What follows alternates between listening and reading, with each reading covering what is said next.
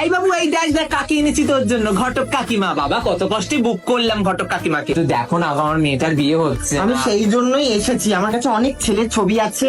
But I made it very clear কি আমি বিয়ে করব না। ও মা, বিয়ে করবি না মানে? কাকিমার কাছে ভালো ভালো ছেলে আছে। হ্যাঁ। বলো না গো কি ছেলে? আরে ও পাড়ার একটা ছেলে আছে, ওই রামুর ছেলে। টাকা পয়সা নেই গো, ভালো দেখো মেয়েকে বিয়ে দেবো, এটা ভালো ঘরে তো দিতে হবে বলো। আমার কথাটা তো শোনো বাবু, তোর কোনো কথা আমরা এখন শুনবো না, অনেক সুযোগ দিয়েছি তোকে, একটা প্রেম করতে বললাম, কলেজ লাইফ, স্কুল লাইফ। তুমি ওর কথা বাদ দাও, আমি আর একটা ছেলের কথা বলি। কোনা হাই রোড জানো? কোনা হাই রোড। হ্যাঁ। আরে ওখানে তো একটা ছেলে দেখেছি। আমরা প্লিজ শুনবে। বেশি চুপ কর না। ওর মার কি একটু জামাই ষষ্ঠী করার শখ হয় না গো? আমি বলছি শোনো, নমিতার সাথে কি তুমি দেখে? না না না না বাবা, তুমি আমার কথাটা শোনো। Shut up!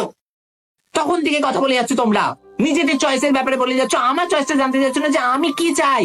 আমার ছেলেদের প্রতি কোনো ইন্টারেস্ট নেই, আমার মেয়েদের প্রতি ইন্টারেস্ট আছে, আমি মেয়েকে ভালোবাসি। তোমাদের চয়েস গুলো আমার ওপর তোমরা এরকম ভাবে থোপে দিতে পারো না। যে যার সাথে ভালো থাকতে চায়, তুমি তো বলো না তার সাথে ভালো থাকতে দিতে হয়। এসব কি বলছে? দেখো, ও যেটা বলছে ও সেটা ঠিকই বলছে। ও তো তোমার মেয়ে, বলো তুমি ওর ভালো চাও না? আমি তোর কথা বুঝতে পারছি। তুই যে রাস্তা দিয়ে আজ হাঁটছিস, একসময় আমিও সেই রাস্তা দিয়ে হেঁটেছি, কিছু সত্যি আমিও লুকিয়েছি।